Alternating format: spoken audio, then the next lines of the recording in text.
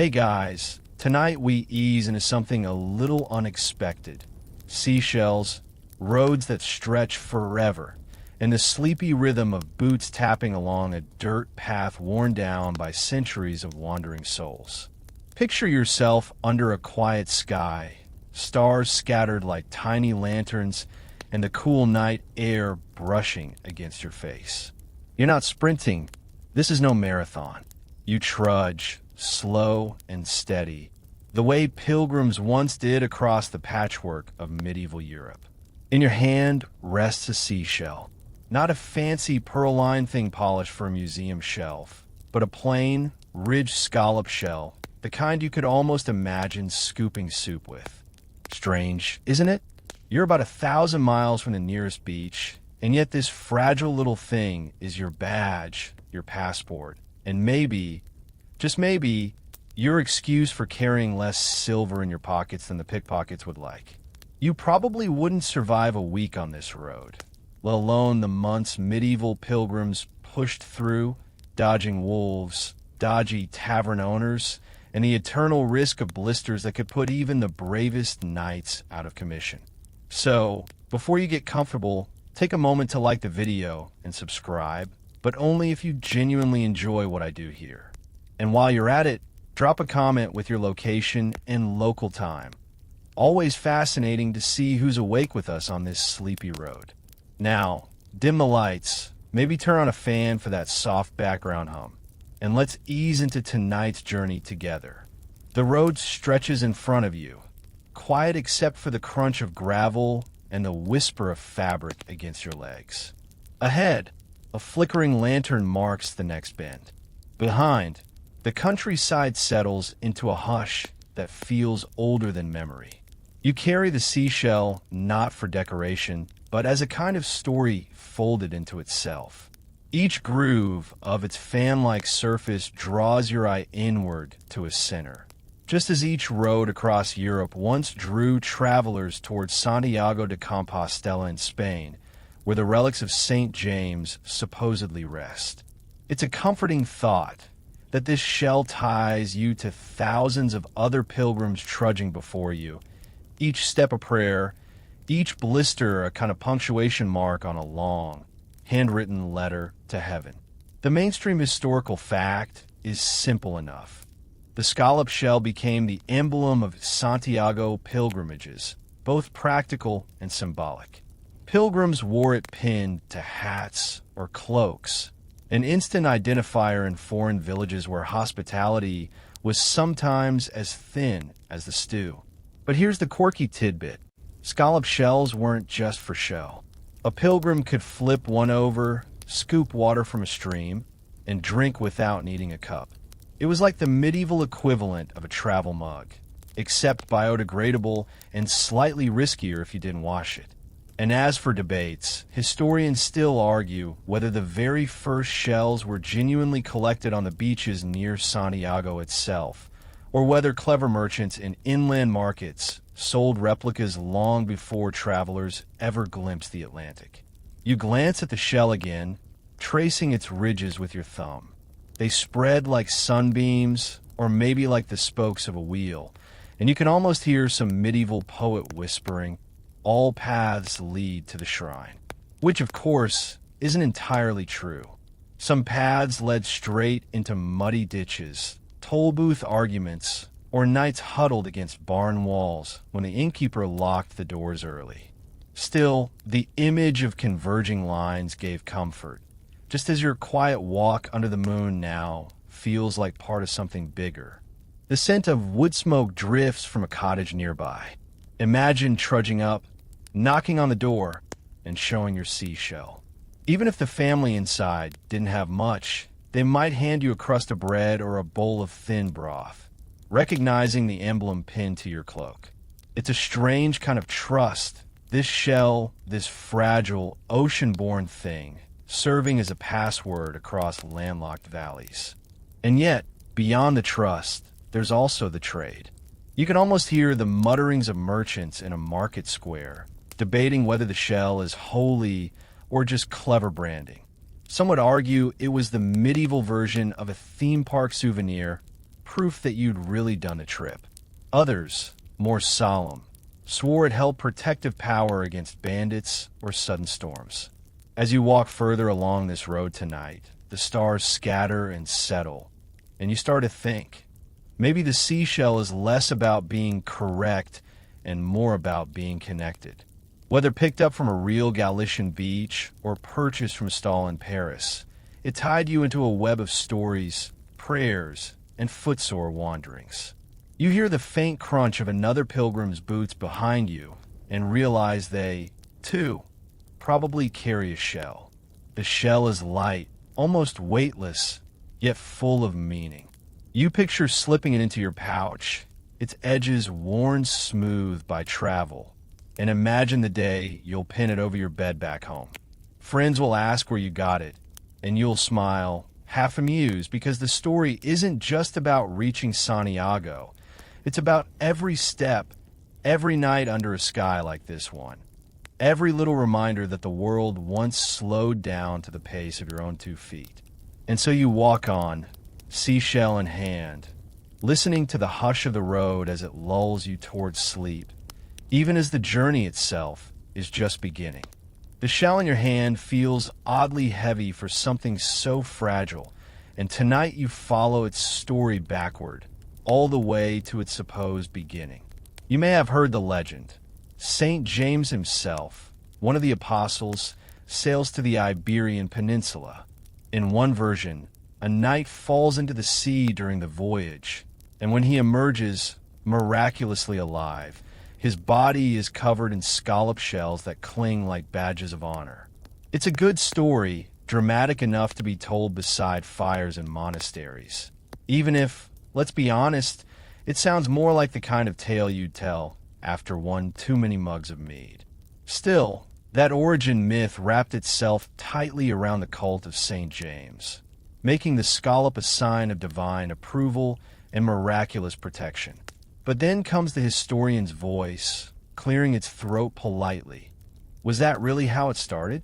Historians still argue whether the scallop shell was adopted because of this watery legend or because of something far more practical. After all, the beaches of Galicia, the region where Santiago lies, are covered in actual scallop shells. Imagine thousands of pilgrims arriving dusty and footsore at the end of their journey. What do they see? Piles of shells, easy to pick up, light enough to carry home. The seashell becomes less miracle, more memento. Sometimes history really is as mundane as what's lying at your feet. Of course, you know how humans are. Give us a practical object, and we'll add layers of meaning until it practically glows. Soon the scallop shell wasn't just beach debris. It was a badge of arrival, stamped with religious symbolism tied to St. James and sewn onto hats and cloaks. Some wore it proudly, others tucked it discreetly away, but the effect was the same. You could spot a fellow pilgrim by the ripple of ridges gleaming on their chest. You picture yourself trudging through a market square in Burgos. Merchants lean from stalls hawking bread, cheese, and, of course, seashells strung on cords or hammered into metal replicas. The quirky tidbit here: archaeologists have found pewter versions of scallop shells sold hundreds of miles from any coastline, proof that not every pilgrim had the patience, or blisters, to walk all the way to the Atlantic. Some earned their shells without ever finishing the final stretch. Others bought spares because seashells, as you can imagine, are not exactly indestructible travel companions. A careless step in the mud, and crunch, there goes your holy souvenir. Still, the symbolism stuck. Each groove of the shell seemed to represent a different path across Europe, converging at the center, just as pilgrims converged on Santiago. A neat little metaphor that looks good on a cloak and sounds even better in a sermon. And if you're thinking, wow, that feels like medieval branding, you're not wrong. In fact, some scholars suggest the church leaned into this imagery because it was so visually simple. One of the first recognizable logos stamped onto the landscape of Europe. move over Nike swoosh. The scallop shell had medieval product placement down to an art. The funnier part? Not everyone was impressed. Some critics of the time grumbled that pilgrims wore seashells more for show than devotion. You can almost imagine a medieval grandmother clucking her tongue. Oh sure, you walked all the way to Spain, but did you actually pray or just collect seashells like a tourist? Even today, historians debate whether the majority of pilgrims were deeply devout, halfway devout, or mostly just excited about getting a break from their villages and maybe sampling better wine along the way. But here's the thing, whether miraculous, mundane, or mildly commercial, the seashell became the shorthand for the Santiago pilgrimage. When people painted pilgrims in manuscripts or carved them into cathedral stone, they made sure to include the scallop shell, sometimes looking majestic, sometimes looking suspiciously like a serving spoon. And you, with your shell in hand tonight, feel the quiet echo of those layered meanings. A fragment of sea, a whisper of a saint, a symbol that could be serious one moment and faintly silly the next. Imagine stopping by a church along your route. You press your shell against a cool pillar, tracing the grooves with your fingertip, half in prayer, half in boredom. Around you, other pilgrims shift, cough, mutter. Some clutch their shells like holy relics. Others look as though they're thinking about the next meal. That's the paradox of pilgrimage. Sacred ambition wrapped up with ordinary human needs, food, water, rest, maybe a bit of company by the fire. And so you walk on, the seashell now more than an object. It's a story you carry, a rumor made solid, a piece of the shore that somehow insists on traveling inland. Every time you touch it, you remember, maybe the truth of its origin doesn't matter as much as the fact that you're here, walking one step at a time through history's longest bedtime story. The road ahead unrolls like a ribbon, faintly silver in the moonlight. You trudge on, the scallop shell still pinned to your cloak, and now your mind drifts to the web of paths that brought you here. They call them the caminos, plural because there was never just one road to Santiago. Instead, like the grooves of your shell, dozens of dusty trails stretched across medieval Europe, converging slowly toward that single shrine in Galicia. Imagine looking at a map, if you could get your medieval hands on one. From Paris, from Canterbury, from Cologne, from Florence, the paths spider out, weaving through valleys, over mountains, and along coastlines. You picture yourself setting out from your hometown, maybe in Germany, maybe in Italy, maybe even as far away as Scandinavia, joining a trickle of fellow wanderers. Each carries a pack, a staff, maybe a scallop shell already dangling from a cord, just in case anyone doubts their intentions. The mainstream fact here is simple. The Camino network was one of the most important arteries of medieval Europe, right alongside trade routes like the Silk Road. Pilgrims didn't just walk. They carried news, stories, rumors, and sometimes diseases. Because what's a long journey without an occasional medieval play cameo?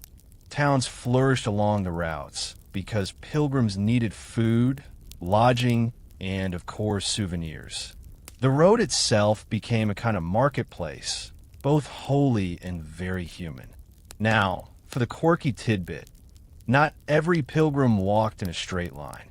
Some routes meandered absurdly, almost as if someone had said, "Let's take the scenic detour."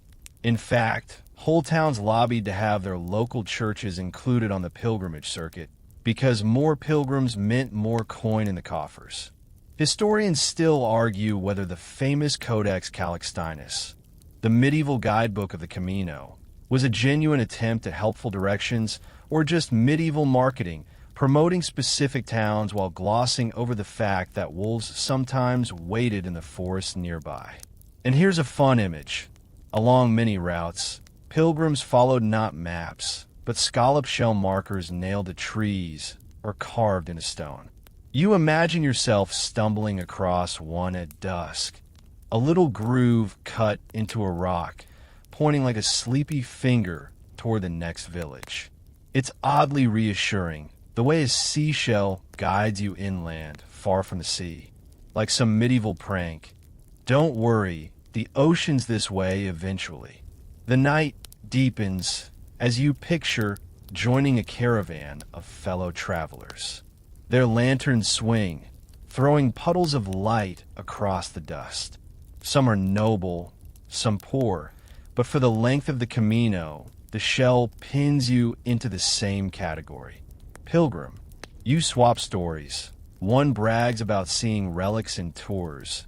Another complains about losing a sandal in the Pyrenees. You nod politely, all the while thinking about how your feet ache in ways you didn't know were possible. And yet, there's a quiet joy in the rhythm. One step after another, the Camino slows you to the pace of the earth itself. You breathe in damp air in the valleys, pine resin in the mountains, and smoke from distant hearths as you approach towns. The scallop shell isn't just an emblem anymore. It's a compass. Every groove points you toward Compostela, reminding you that no matter how winding the route, you're inching closer. Now, as you walk, you can't help but notice the odd assortment of travelers. A merchant with his pack mule, a friar humming psalms under his breath, a group of barefoot peasants carrying a homemade cross. You glance at their cloaks. Some shells are polished and neat, others cracked, others clearly pewter imitations. It's like spotting knockoff sneakers on a modern subway. You know, the kind with one letter slightly off. But no one says anything. You're all in it together. And sometimes, if you're lucky, you find hospitality. A monastery guest house with straw pallets. A farmer's barn offered in exchange for a story. You show your shell, and suddenly you're less a stranger and more part of a shared narrative. Pilgrims passed, ate, and prayed here before you. Others will come after. You're just another ridge in the scallop. But the road isn't always kind. You pass toll gates where officials demand coins just to let you cross a bridge. You pass villages where people eye you suspiciously, unsure whether you're holy or just another wandering beggar. You stumble into ruts so deep you could lose your staff. And still, you carry on, your shell bobbing against your chest, reminding you that every path, however rough, is part of the great convergence. The Camino is less a road and more a living, breathing creature. It carries you along, whether you want to or not. And tonight, as your eyelids droop and your pace slows, you realize that's the beauty of it. You don't have to rush. The road will still be there tomorrow, stretching out like a sleepy exhale towards Santiago. Your seashell swings lightly as you trudge onward, and you start to wonder, what exactly did people think this little object was for? A souvenir? A badge? Some kind of passport? The truth, like most things medieval, is a mixture of all of the above, and then a few extra odd uses no one wrote down with a straight face. The straightforward part first. In medieval Europe, the scallop shell served as proof that you had completed your pilgrimage to Santiago de Compostela. Think of it like a medieval finisher's medal. You carried it home, pinned it to your cloak, and people back in your village instantly knew you'd actually done the walk, not just bragged about it. That's the mainstream fact. Seashell equals credibility. It was your stamped boarding pass back into ordinary life. But here's the quirky bit. In practice, the seashell often worked as a kind of travel ID along the way, not just at the finish line. Show it to a gatekeeper, and maybe the toll gets waived. Flash it in a crowded inn, and perhaps they squeeze you a place on the floor. Some scholars even suggest it doubled as a license to beg.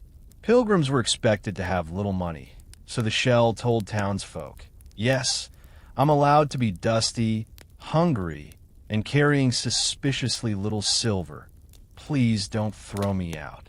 Imagine a medieval version of a student discount card, except instead of free fries, you got lukewarm broth. Historians still argue whether this function was official or more like a cultural agreement. Did some towns post rules saying pilgrims must show shells to receive charity? Or was it just understood? The sources are fuzzy, like an out-of-focus sketch. But the Seashells' reputation was strong enough that it really did open doors, or at least barn doors, across much of Europe. And then comes the protective side. Some carried the shell not only as a badge, but as a charm against danger. Seashells had long been associated with water, fertility, and safe passage. Tuck one into your pouch, and perhaps you'd be spared from wolves, storms, or the ever-awkward problem of running out of food halfway across a mountain range. Did it work? Well, you're still hearing this bedtime story, so let's assume it worked well enough to keep the average pilgrim from panicking entirely. You shift the shell in your hand now, imagining how it might serve other, more practical uses. Scoop water from a stream. Sip stew without burning your fingers. Even measure out a handful of grain. Some accounts suggest pilgrims really did use their shells this way, turning them into multi-tools long before Swiss Army knives ever clicked open. It's funny to think of medieval travelers improvising with something so delicate, but desperate times call for seashell spoons. Picture yourself stopping by a roadside shrine. You kneel, press the shell to your lips, and then drop a coin inside before leaving it on the altar. Others do the same, turning shells into little donation bowls. The scallop becomes part of the ritual, part of the exchange between sacred space and weary traveler. And sometimes it acted as indulgence proof. In an age when spiritual currency mattered almost as much as coins, showing your shell could be enough to earn forgiveness for certain sins. Again, historians debate how consistent this was, but the symbolism was clear. Shell equals cleansing. Shell equals spiritual reset. You probably won't survive medieval confession without it, so best keep it handy. Of course, not everyone respected the seashell. You can almost hear a medieval innkeeper muttering, another dusty pilgrim waving his shell around. If he expect me to feed him for free, he'd better play the lute while he eats. And honestly, some pilgrims probably leaned on the shell a little too heavily, expecting miracles instead of meals. Even in the Middle Ages, people could be skeptical of freeloaders. Still, the shell endured because it carried a balance of practicality and mystery. It was something you could hold, use, and show, but also something that hinted at bigger meanings: salvation, identity, and belonging. And that balance made it powerful.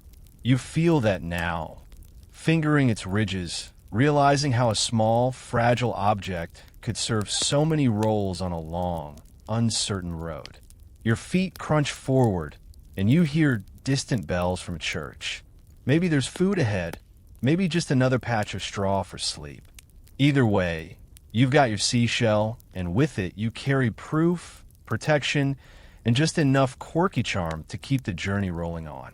The seashell rests against your chest, and your fingers keep drifting to its grooves, those ridges fanning outward like a hand-drawn sun. In the hush of the road, you start to notice how the shell isn't just useful. It's layered with meanings people have been whispering about for centuries. The most obvious symbolism comes from those grooves. Each line reaches toward a single center point, just as all pilgrim roads converge at Santiago. A sermon practically writes itself. No matter where you begin, England, Italy, France, even the far northern edges of Scandinavia, you're all drawn to the same shrine.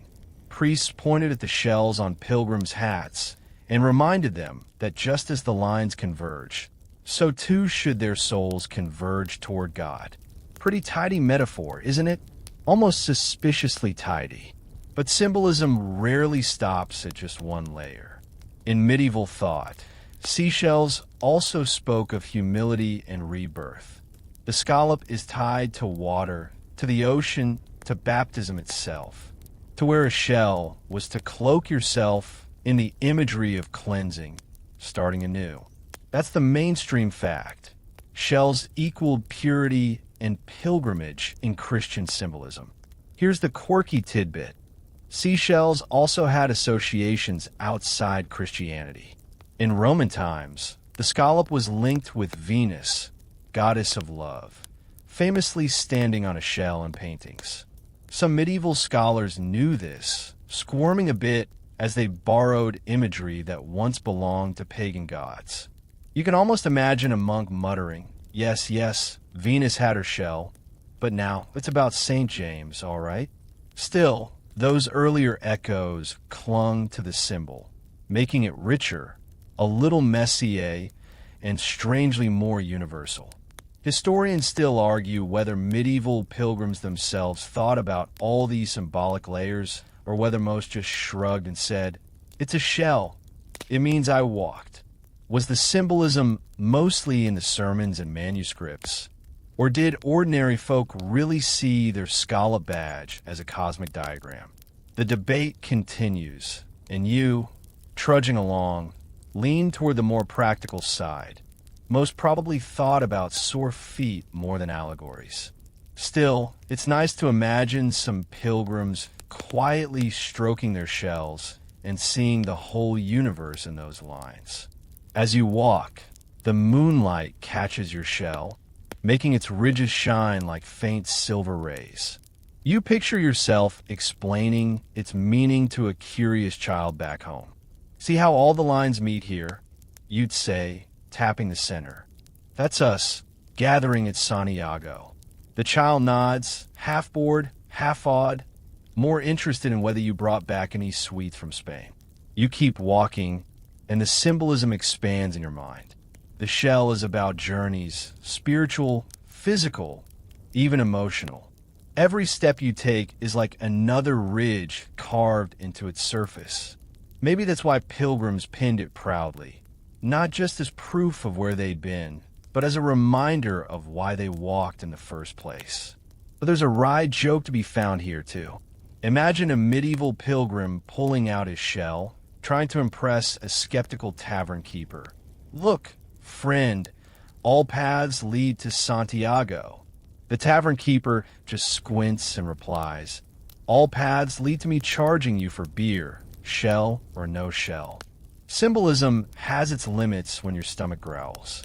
Still, when you're alone on the road, symbols matter. They give rhythm to the plodding steps, a sense of purpose to the endless hills.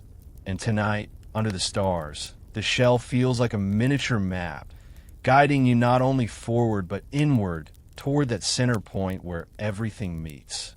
The night air cools, your breath slows, and you realize the seashell is both fragile and infinite. A tiny object picked from sand, yet vast enough to hold the whole metaphor of a journey. And so you keep walking, its meaning fanning out in your mind, groove by groove, until even your thoughts begin to fall into the same quiet rhythm. You keep walking, your sandals wearing thin on the dirt track, and the seashell tied to your neck still bounces with every step. By now, it's not just an ornament. It's your ID card, your badge, your proof that you belong on this road. The deeper into the journey you go, the more you start to notice that nearly every other pilgrim you meet has one too. Sometimes it's a large, white scallop shell polished smooth by the sea. Other times it's smaller, chipped, or still faintly smelling of salt water. No two shells are exactly alike, but all serve the same function. They mark you as part of this strange, wandering tribe. The medieval world doesn't run on passports or plastic ID. In fact, if someone stops you on the road and demands to know where you're headed, it's not your word that convinces them. It's the shell hanging from your cord. Think of it as a medieval lanyard, minus the awkward company logo. The scallop was recognizable from miles away. Merchants in towns knew it. Monks at monasteries recognized it. And most importantly, innkeepers and hostel wardens saw it and instantly placed you in a category. Ah, another pilgrim. Come inside. Without it, You might be mistaken for a drifter, or worse, a beggar. And beggars weren't always welcomed with food and beds. One mainstream fact comes up here. The scallop shell became officially tied to the Camino de Santiago, the great pilgrimage route leading to the shrine of St. James in northwest Spain. By the 12th century, guidebooks even described the proper way to wear it.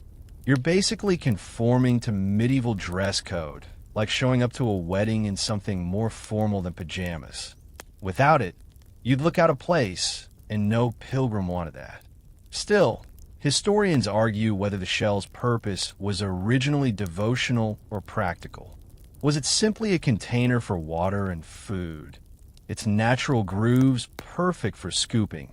Or was it more of a badge, a spiritual emblem proving you had reached the far-off shrine?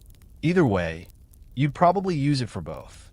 Picture yourself dipping it into a cold stream, sipping water like you've just discovered the world's slowest portable cup. Then later, tying it back around your neck like a proud medal of honor.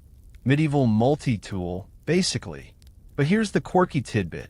Some towns sold fake shells.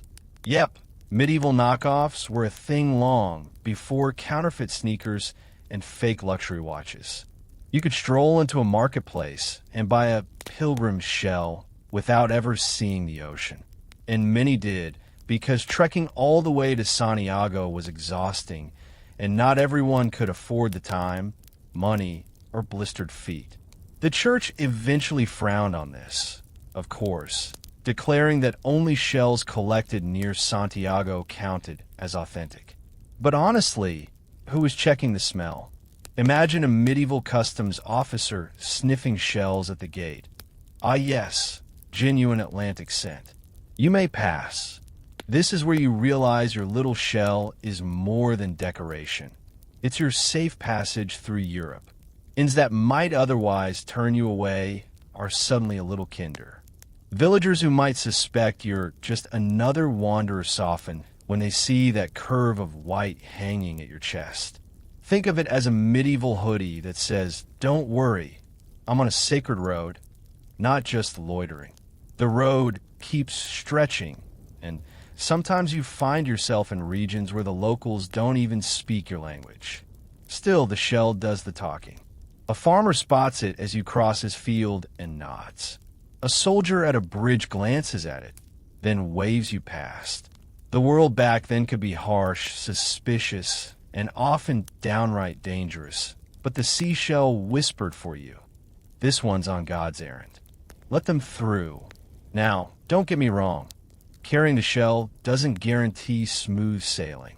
You'll still trip over roots, still endure rain soaking through every layer of wool, and still run out of bread more often than you'd like. But without it, you'd be dealing with far more suspicion, even hostility. Remember, medieval Europe was not a trust fall exercise. People guarded their resources carefully. If you wanted food, shelter, or safety on the road, a symbol of your sacred purpose was your golden ticket. As you tramp onward, you notice that the seashell isn't just for strangers. It also signals to fellow pilgrims. A nod from across the road, a tired smile as you both shuffle past each other. It's like spotting someone in your favorite band's t-shirt at the airport.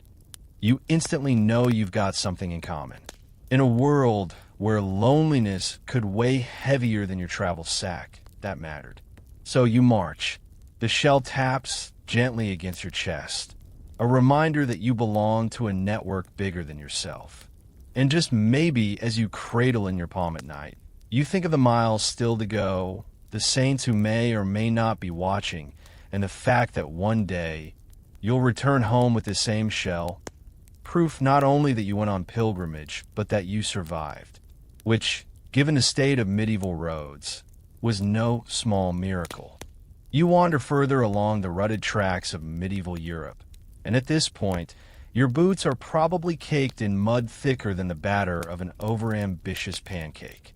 The rivers are wider, the valleys greener, and the horizon is still ruled by the stubborn call of Santiago. What sets this stage apart, though, is that pilgrims like you aren't just walking. They're turning the seashell into an identity badge, somewhere between the rustic fields and echoing cloisters. The scallop shell transforms from simple decoration into a kind of medieval driver's license.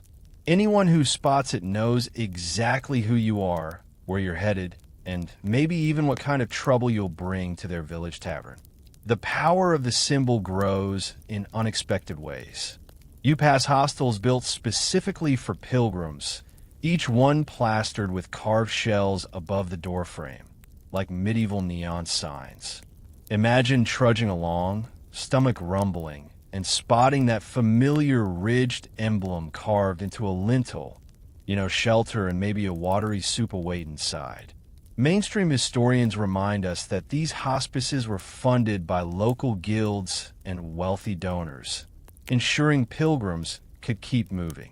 Meanwhile, a quirky tidbit whispers that in some towns, children would sneakily tie empty snail shells onto passing pilgrims, hoping to fake a blessing without paying for a real scallop.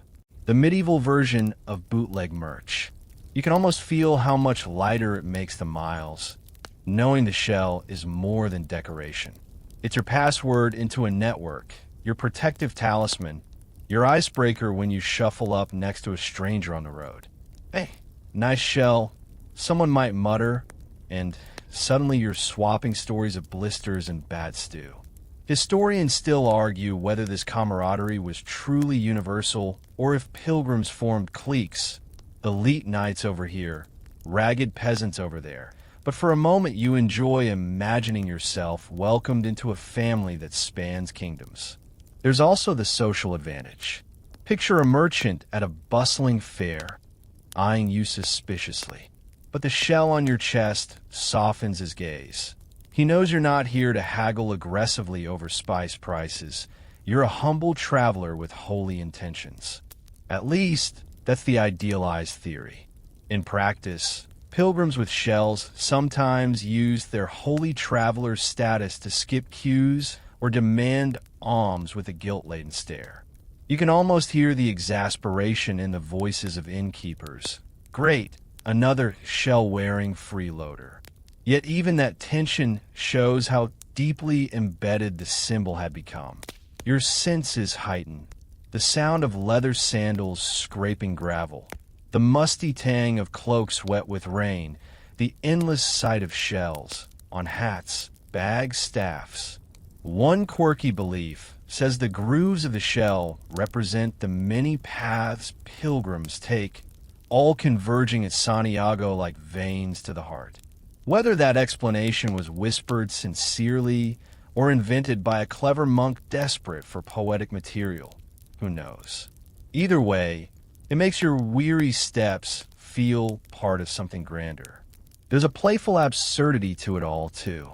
Imagine today if commuters on the subway all wore seashells to prove they were genuinely heading to work. You'd scan the carriage and think, office drone, secret pilgrim. Wait, is that a scallop on your hoodie? Medieval travelers didn't question it much, though. They leaned into the seashell as shorthand for trust, endurance, and purpose. And you, in the quiet of this night's journey, lean with them. The sun sets on this section of road. The air cools, the sky bruises into deep purple, and a crescent moon peeks through.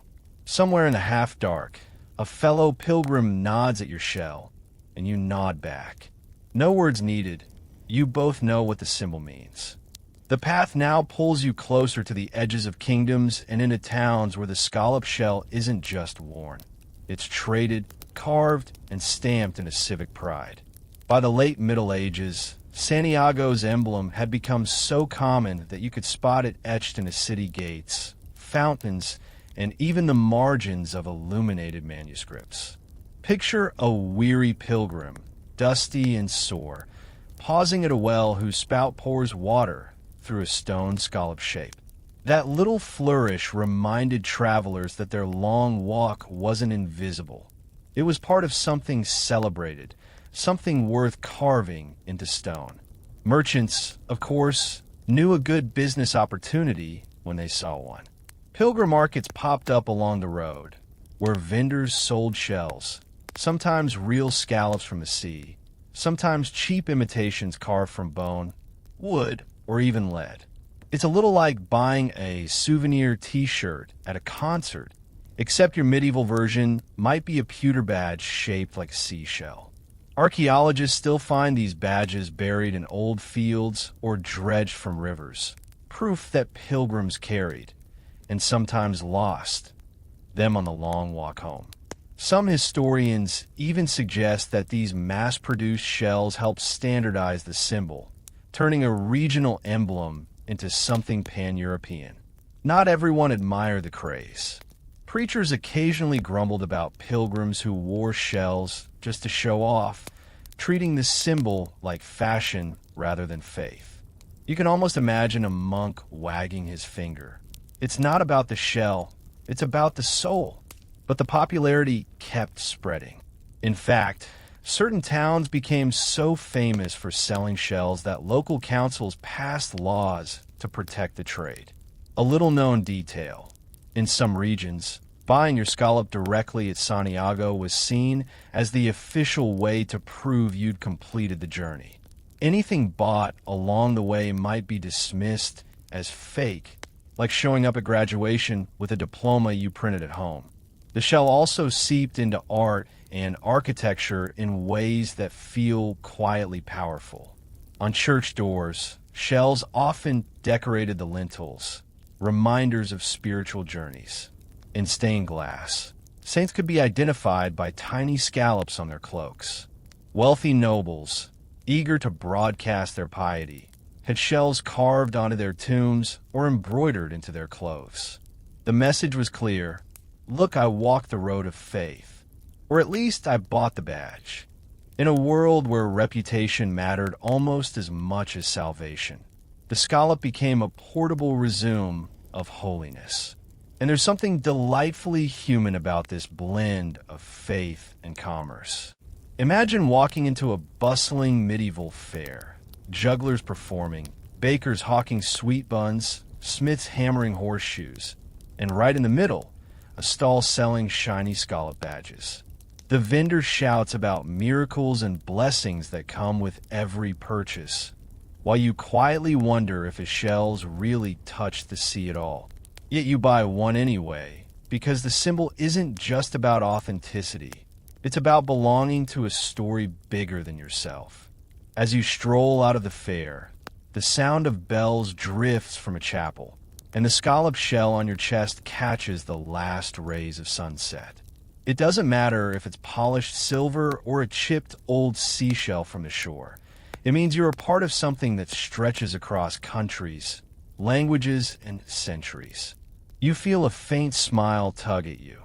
The seashell is no longer just decoration, no longer just a token. It has become a way for strangers to recognize each other, a bridge across the divides of class and culture.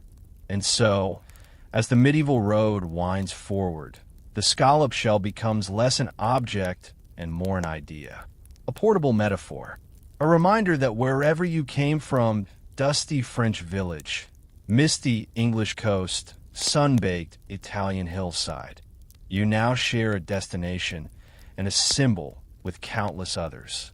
By the Renaissance, the scallop shell was no longer only the emblem of pilgrims trudging toward Santiago. It had rippled outward into art, myth, and even royal symbolism, where it picked up new layers of meaning. Painters and sculptors found in the simple curved ridges of the shell a perfect stage on which to rest their subjects. If you've ever seen Botticelli's Birth of Venus, you'll remember the goddess rising from the sea, balanced gracefully on an enormous scallop shell. To the Christian mind, this image wasn't blasphemous, but beautifully resonant, because the same seashell that once suggested baptism and rebirth now carried Venus, who was herself a symbol of love, purity, and new beginnings. Architects borrowed the form as well. Renaissance fountains often spilled water from the lips of a stone scallop, a deliberate nod to baptismal waters and sacred renewal. Wealthy patrons had their ceilings decorated with shell motifs, while altarpieces framed saints within carved, shell-like niches. For them, the scallop was both practical ornament and spiritual shorthand, a design element that carried the weight of centuries of devotion. Even coats of arms adopted the scallop as a badge of honor. Knights who had completed the pilgrimage to Santiago, or who simply wanted to be associated with the prestige of pilgrimage, incorporated shells into their heraldry. This wasn't just decorative. It told the world, I have walked the long road of faith, or at the very least, I want to be remembered as if I had. A curious twist of history. Some noble families added shells to their arms generations after an ancestor made the pilgrimage, keeping alive the memory of a single journey for hundreds of years. But the Renaissance also gave the scallop shell a playful, almost theatrical side. In masks and pageants, actors playing Venus or Neptune would carry great shells on their shoulders or roll them across the stage like boats. Travelers wrote of elaborate carriages shaped like shells, designed to impress audiences during parades. Here, the scallop was no longer tied just to religion, but to spectacle, beauty, and human creativity. Still, the quiet, spiritual undertone never quite vanished. A small seashell, pinned to a traveler's cloak, remained a sign of humility and endurance, even as great marble palaces displayed its shape on a grand scale. It was one of those rare symbols that could move easily between the chapel and the palace, between the muddy road and the polished canvas. If you close your eyes for a moment, you can picture the range of scenes. A dusty pilgrim kneeling in front of an altar, a duke showing off his family crest, an artist carefully painting Venus afloat on her shell, a fountain burbling into a scallop-shaped basin. All of these gestures, grand or humble, belong to the same chain of meaning. And through it all, the shell seemed to whisper the same reminder. Journeys change us, and symbols preserve that change. The pilgrim's footsteps, the artist's brushstroke, the mason's chisel, all carried forward the idea that the scallop was not just a fragment of sea life, but a vessel for memory, devotion, and transformation. By the time the Renaissance gave way to the early modern age, the scallop shell had secured its place in both sacred and secular life. It was no longer only the emblem of a pilgrimage. It was a universal sign of rebirth, beauty, and human aspiration. A symbol that could sit comfortably in a fisherman's hand, a pilgrim's satchel, or the marble halls of kings. As Europe moved into the Enlightenment and beyond, the scallop shell never truly disappeared, though its meanings continued to shift like sand under the tide. Pilgrimage itself changed.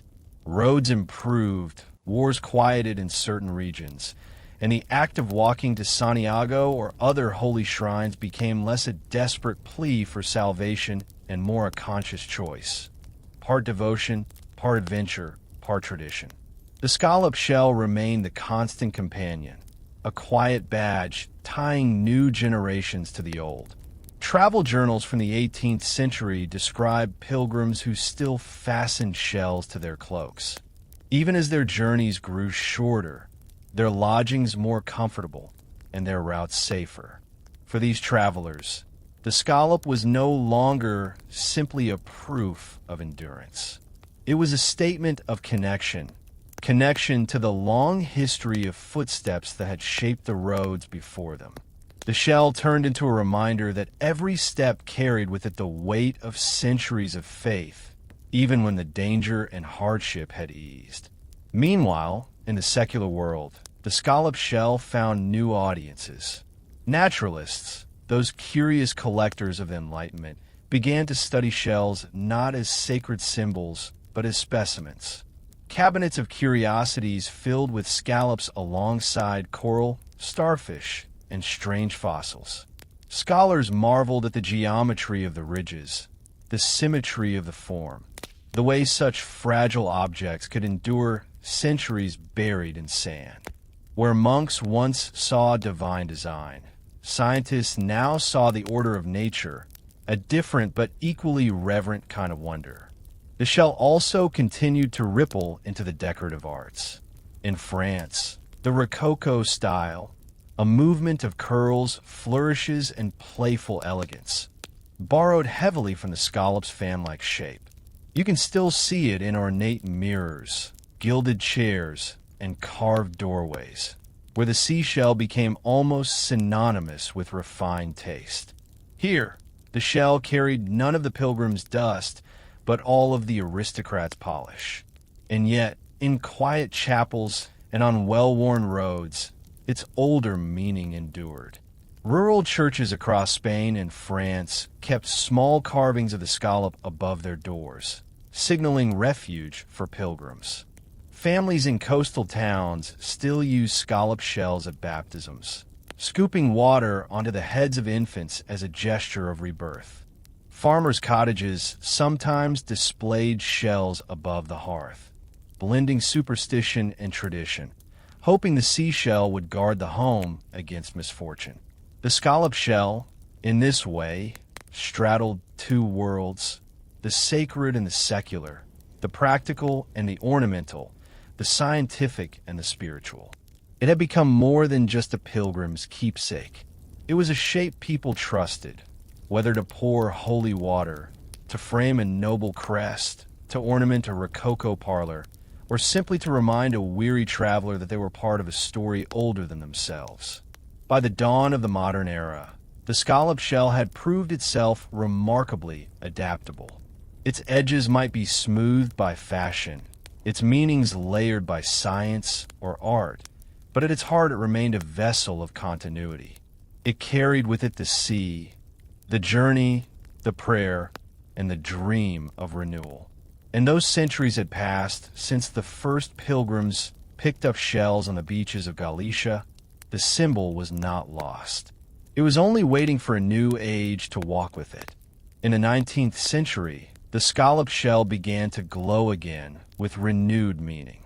Romantic writers and poets who loved to wander through ruins and recall the echoes of the Middle Ages rediscovered the pilgrim roads and the legends that clung to them.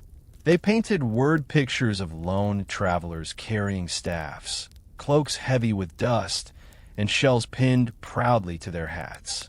For them, the scallop was not just a relic of religion. It was a symbol of longing, of journey, of the human need to search for something greater than comfort or coin. Artists, too, returned to the shell as motif. In paintings and etchings of saints, the scallop was once more placed in hand or halo, as though to remind the viewer of the bond between earth and heaven. In architecture, particularly in France and Spain, restorations of churches made sure to preserve or recreate the little shell carvings that had guided pilgrims for so long. A chapel without its scallop, restorers argued, felt incomplete. The Industrial Revolution, paradoxically, gave the scallop a new stage. As railroads stretched across Europe, people could reach pilgrimage routes more easily than before. Though the journey was no longer as perilous, many chose to walk anyway, believing that only the rhythm of their own steps could connect them to the old ways. Along the Camino de Santiago, inns, chapels, and hostels re-emerged, and with them the old symbol of the scallop returned to doorways and walls. A traveler stepping off a train in the late 1800s might still feel that tug of continuity, seeing the familiar fan shape carved in stone or painted above a threshold. At the same time, the seashell crept into popular culture in a way no one might have predicted. With the birth of mass branding, companies searched for simple, memorable images. One of them, an oil company, adopted the scallop shell as its emblem. Soon the shape was stamped onto advertisements, petrol stations, and roadside signs. The scallop, once tied to faith and pilgrimage, now appeared in the language of commerce and modern speed. Yet even here, its form carried with it a subtle whisper of continuity, travel, movement, the long road ahead. For many, this dual existence only deepened the shell's mystery. How could one image stand at once for medieval saints and modern machines, for dusty cloaks and roaring engines? Perhaps the answer lies in its simple form: open, fanned, symmetrical. It invites the eye, it pleases the mind, and it holds enough space to carry countless meanings without losing its shape. And so, by the turn of the 20th century, the scallop shell had become more universal than ever. It was sacred and secular, medieval and modern, humble and corporate. It decorated the chapels of Santiago and the advertisements lining highways. It belonged to pilgrims who carried it on dusty roads and to travelers speeding by in cars. And still, behind every use, there lingered its oldest truth.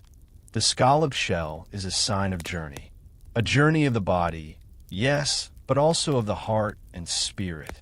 The 20th century brought upheavals that tested old symbols, yet the scallop endured. 2 world wars scattered people across continents, sent soldiers and refugees walking roads not of their choosing. For some, the scallop became a quiet reminder of pilgrimage even amid chaos. In southern France, stories survive of villagers carving scallop shells into wooden doors during the German occupation, a sign of hope, resilience, and continuity. Proof that even war could not erase the deeper pathways of human spirit. Meanwhile, scholars and anthropologists began to catalog folk traditions more carefully than ever before. They found the scallop shell not only in European Christianity, but also in cultures far beyond. In Japan, for instance, scallop shells appeared in Shinto shrines as vessels of purity. In West African rituals, shells of all kinds were used in divination, as if the curve of the shell could echo the curve of destiny. Across the Pacific, Native American peoples placed shells in burials as offerings of protection and guidance. Thus, the scallop's meaning was no longer confined to medieval pilgrimage routes. It became an anthropological treasure, proof of humanity's universal tendency to see in natural objects a doorway into the sacred. The shell, simple and fragile, was also enduring, beautiful, and full of suggestion. It was both home and horizon, protective shield and delicate ornament. As the century wore on, the Camino de Santiago was revived in earnest. In the 1970s and 80s, a new wave of walkers set foot on the ancient paths. They were no longer driven only by religious obligation, but by a longing for meaning in a world increasingly marked by speed and noise. The scallop shell once again became their badge. Guidebooks printed its image on every page. Hostels nailed real shells to their doors. Local children painted them on stones for travelers to find. A pilgrim arriving in Santiago might still carry a real scallop tied to their backpack, just as their ancestors had done centuries before. It was during this time that the shell also became an emblem of personal rebirth. Many pilgrims walked not for indulgence or penance, but for healing, a way to recover from grief, loss, or the disorientation of modern life. The scallop shell, with its fan-like lines converging toward a single point, seemed to represent their own journey. Many paths leading toward one center, one truth. For some, the simple act of pinning a shell to their bag was enough to bring a sense of belonging, of walking in the footsteps of millions before them. Thus, by the end of the 20th century, the scallop had reclaimed its ancient role while also gaining new life. It was no longer just a Christian symbol, nor a mere corporate logo. It had become something larger, a sign of the human search for meaning across times and cultures. Whether carved in a stone, printed on a guidebook, or tied with string to a backpack, The scallop shell continued to whisper of roads, journeys, and the promise that every path leads somewhere worth reaching.